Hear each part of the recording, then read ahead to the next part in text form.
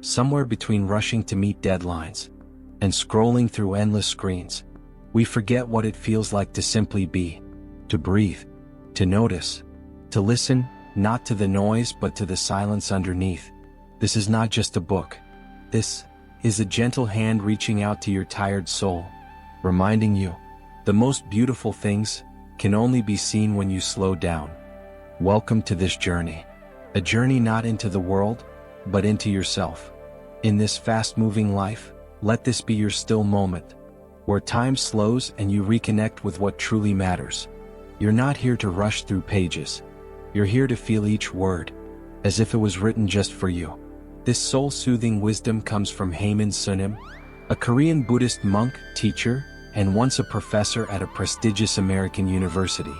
But more than his titles, he is a listener of hearts. His words are not meant to impress your mind. They are written to comfort your spirit. Through this book, he reminds us, it's okay to pause.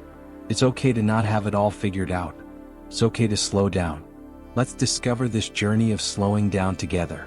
We've divided this book into a few meaningful parts to make it easier to understand, absorb, and connect with deeply. Let's dive deep. Part 1. Rest. When everything around you is fast, choose to move slowly. When everyone is shouting, choose to speak gently. When the world pushes you to do more, quietly whisper to yourself, I am enough. We often associate rest with weakness, but Haemin reminds us, rest is power. Not every moment needs to be productive. Not every hour needs to be filled. When your body is tired, you rest. But what about when your mind is tired? Or your heart? That too deserves stillness.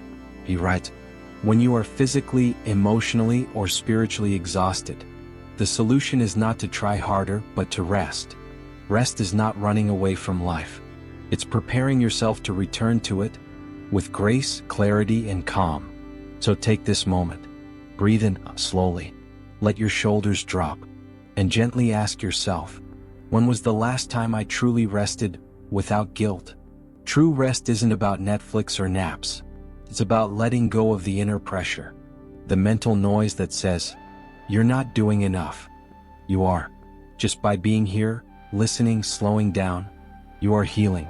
Haemin says, sometimes resting is the most productive thing you can do. Imagine that. Productivity, not from action, but from alignment, from being in tune with yourself. When you rest deeply, you return wiser, lighter, and more aware. Let's not be afraid of stillness. Let's honor it. In stillness, you meet yourself. And what a beautiful reunion that is. Let's flow naturally from part 1, rest, into part 2, mindfulness. Part 2, mindfulness. In a world that pulls you in 100 directions, you've chosen to stay in this moment. And maybe that's the most radical thing you can do today. In part 1 we paused. We allowed ourselves to rest without guilt. But rest is only the beginning, because once you slow down, you start to notice. And noticing is the heart of mindfulness. Mindfulness, Haemin Sunim writes, the world is not as stressful as the mind that interprets it. Think about that. It's not always the traffic, the noise, or the people. It's our mind's reaction to those things that creates stress, fear, or overwhelm. What if, just for a moment, we could observe the world instead of judging it? You see, mindfulness isn't about escaping life. It's about entering it fully, with open eyes, with a calm breath, with a gentle heart. Right now, feel the weight of your body, the air touching your skin, the subtle rise and fall of your breath. You don't have to do anything. Just notice. This is mindfulness. It's not a technique. It's a return to now. Haemin says, when we pay attention to the present, we stop regretting the past or fearing the future. So much of our suffering comes from time traveling in our minds, rethinking old wounds, rehearsing future fears. But the present moment, right here, is peaceful. Imagine you're walking, but your mind is racing. You're not walking through nature. You're walking through your own thoughts. Now imagine walking slowly, noticing the wind, the trees, your breath. Nothing has changed, except your attention. That's the power of mindfulness. It's not something extra you have to do. It's the removal of noise, the softening of judgment, the arrival and now. The best way to take care of the future is to take care of the present moment. You don't need to have it all figured out. Just return, again and again, to now. Breathe. Notice. Be. So as you step away from this moment, ask yourself, can I give my full attention to just this breath? Just this sip of tea? Just this conversation? Because in that attention, life happens. Not in the rush, not in the worry, but in the quiet presence of now. Let's continue this peaceful journey into part 3, Passion, where Haemin Sunim reminds us how to live from our true inner fire, not from pressure or performance. Part 3, Passion. You've rested. You've arrived in the present moment. Now it's time to remember something powerful. Something that burns quietly inside you. Even when the world tries to silence it, that spark is your passion. In a world full of expectations, it's easy to live someone else's life. Study this, get that job, earn more, be successful. But rarely do we hear, what makes you come alive? What makes your heart whisper, this is me? Haemin Sunim reminds us, don't let your life be defined by what others expect of you.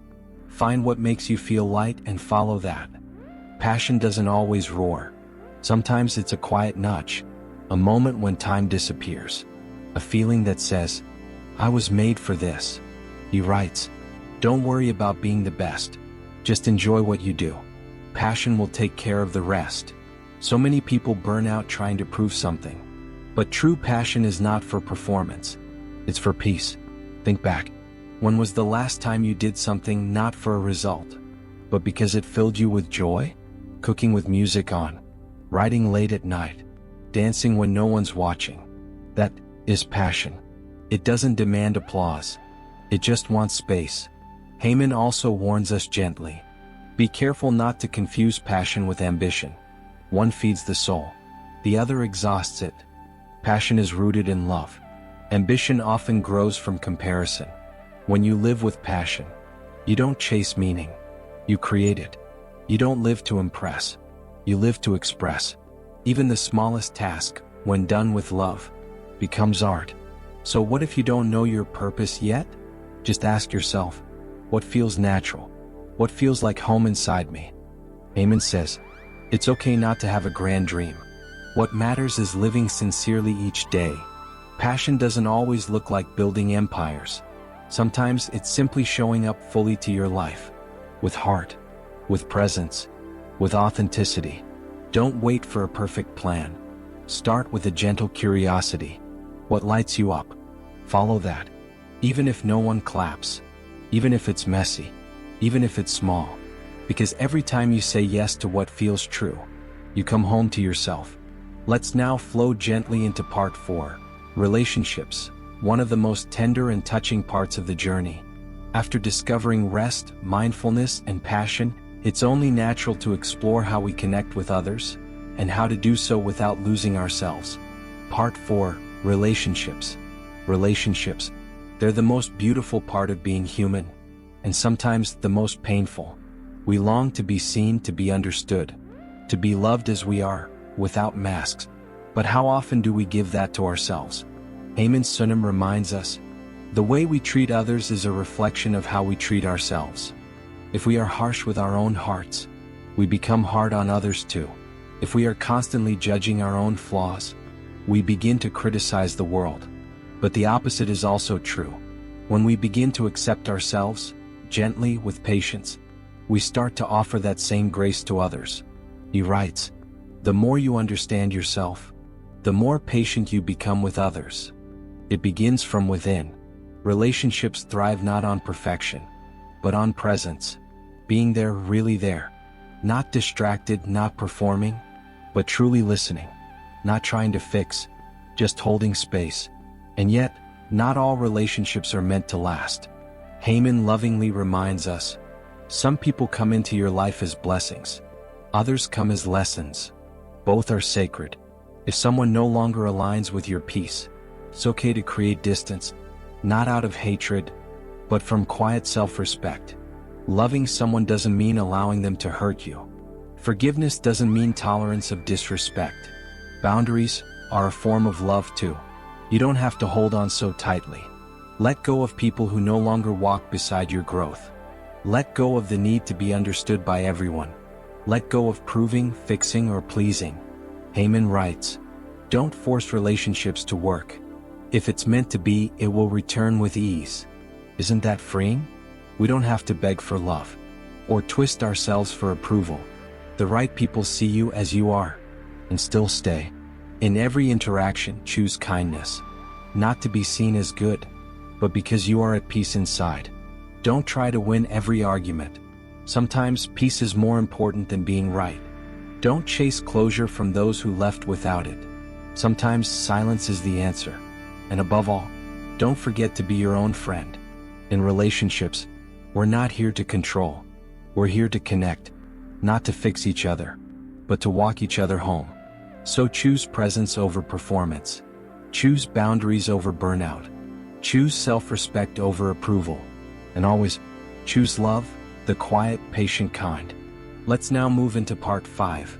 Love, not the fantasy, not the chase, but the real, deep, quiet love that starts within, grows through presence, and doesn't need to prove itself. Part 5. Love. What is love? We talk about it. We chase it. We hurt for it. But have you ever asked, what does love feel like when it's peaceful? Not butterflies, not fireworks, but calm, safe, quiet. Haemin Sunim writes, "Love is not about possession. Love is about appreciation." You see, true love doesn't say, "You're mine." It says, "You are you, and I see you." In our modern world, we confuse love with drama, with obsession, with chasing. But real love is soft. It doesn't make you anxious. It makes you feel safe. And here's a secret most people miss. Love doesn't start with someone else. It begins with how you treat yourself. The way you speak to yourself in the mirror. The way you hold your heart on hard days. The way you allow yourself to rest, to dream, to heal. Haemin reminds us gently, you must love yourself before you can truly love another. Because without self-love, we seek from others what we haven't given ourselves. We look to be rescued, validated, completed. But real love is shared between two whole people. What does it look like to love yourself? It looks like saying no without guilt. It looks like choosing peace over perfection. It looks like showing up for yourself again and again, even when you feel broken. And what does real love with another look like? It's not loud. It doesn't demand. It listens. It gives space. It honors your growth even when it means growing apart. Haemin says, love is understanding, not agreement. You don't need someone who checks all the boxes. You need someone who holds space for your humanity. Someone who doesn't rush to fix your pain, but sits with you in it. Someone who sees your scars and says, me too. You don't have to earn love. You don't have to perform for it. If you feel like you must become someone else to be loved, that's not love, that's pressure. The right love feels like home, not a test. And sometimes, the greatest act of love is letting go. Not because you stopped loving them, but because you finally started loving yourself. So if you're looking for love, don't look outside first. Look inward. Nurture yourself. Hold your heart with both hands. And say, I'm enough, just as I am. Because when you become love, you attract love. And the love that stays is the love that sees your soul. Wonderful, isn't it? Let's now flow into part 6. Life, a chapter that gently reminds us to stop chasing and start living, not for someday but for now. This part is all about presence over perfection, living intentionally, and remembering that happiness doesn't wait at the finish line. It walks with you quietly every day. Part 6. Life. What is life? Is it a to-do list? A race? A deadline? Or is it this breath? This silence? This heartbeat? We spend so much time getting ready to live that we forget to actually live. When I get that job. When I earn more. When they love me back. But Haemin Sunim reminds us, when you focus on the present, you'll find that life is already enough. Real life isn't out there waiting for you. It's right here. In this sip of tea. In the light coming through your window. In the way your chest rises when you breathe. But here's the thing. We're afraid to slow down. Because when we slow down, we start to feel. We face our sadness, our loneliness, our truth. But Haemin gently assures us, your feelings are not problems to fix. They are messengers. They are showing you something you've ignored for too long. Life doesn't ask you to be strong all the time. It asks you to be real, to show up, messy, uncertain, alive. You don't have to know all the answers. You just have to stay open. One of the greatest poisons in life is comparison. We scroll through other people's lives and think we're behind. But behind what? Who said there was a timeline? Haemin writes, don't compare your behind the scenes with someone else's highlight reel. You are on your own path.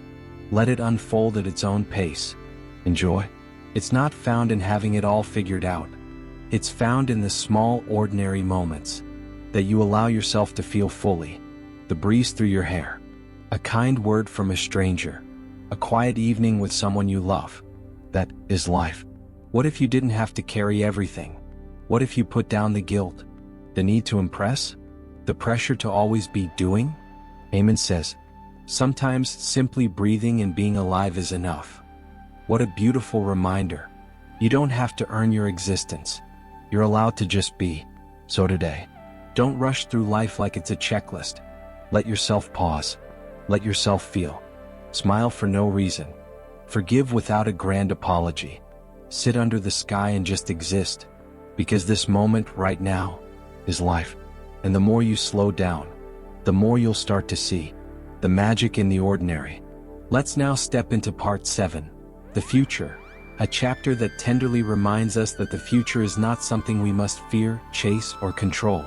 It's something to trust gently and patiently by living well today.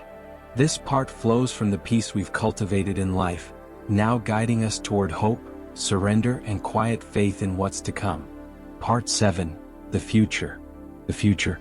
It's the unknown that keeps us awake at night. Will I succeed? Will I be loved? Will everything be okay? We worry. We plan. We try to control every outcome. But Haemin Sunim gently reminds us, the future is shaped not by your worry, but by how well you live in the present. Worry is natural, but trust is powerful. Not blind faith, not forced positivity, but a quiet knowing. Whatever comes, I will meet it with grace. We often imagine worst-case scenarios. We think anxiety protects us. But in truth, most of what we fear never even happens. And when difficult moments do arrive, we often handle them better than we thought. Haemin writes, the future is not to be feared, but to be welcomed with calm curiosity. You don't need to know what's coming next. You only need to know yourself. Because when you know your values, your truth, your peace, then no matter what happens out there, you stay anchored in here. Haemin says, when we trust life, we stop chasing and start receiving. Isn't that beautiful? You don't need to force what's meant for you. What's truly yours will find you, not through stress but through surrender. You don't have to figure it all out this year, or even this month. You're allowed to take one step at a time. You're allowed to rest without guilt. You're allowed to say, I don't know what's next, but I'm open. So many people live on edge, trying to stay 5 steps ahead of life. But life isn't a battlefield. It's a river. And the more you resist, the more you suffer. The more you soften, the more you flow. Haemin's words echo gently. Even if things don't turn out the way you hope, life has a beautiful way of leading you where you're meant to be. Instead of fear, choose hope, not the loud kind, but the soft whisper that says, something good is unfolding even if I can't see it yet. Hope doesn't demand answers. It simply keeps walking, gently, faithfully. You don't need to force the future into form. You just need to live today with love, truth, and presence. Because today shapes tomorrow. So if you feel lost right now, breathe. If you're uncertain about what's next, be still.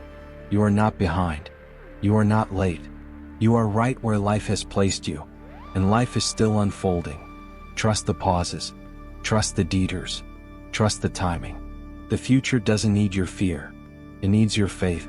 Let's now move into the final and most inward chapter, Part 8, Spirituality. This is where the things you can see only when you slow down reaches its soul. where the noise of the world fades and you return home, not to a place but to your own presence. This part isn't about religion or dogma. It's about that quiet space inside you that feels peaceful, timeless, and real. That space we all forget until we slow down. Part 8. Spirituality. There is a place beyond thought, beyond words, beyond identity. A quiet space inside you, where nothing is missing, where you are not your story, not your success, not your wounds. You simply are. This is the space we call spirituality. Haemin Sunim writes, "Spirituality is not about becoming someone better. It's about becoming who you already are. That peaceful awareness, that witnessing presence, that still, observing consciousness behind your eyes. You don't need to travel to find peace. You just need to stop and return. You don't need more answers. You need silence. Because in the silence, you hear what the soul has been whispering all along. You are already enough." Spirituality is not about escaping the world. It's about embracing it more fully, but from a centered place. Not from fear, not from ambition, but from calm awareness.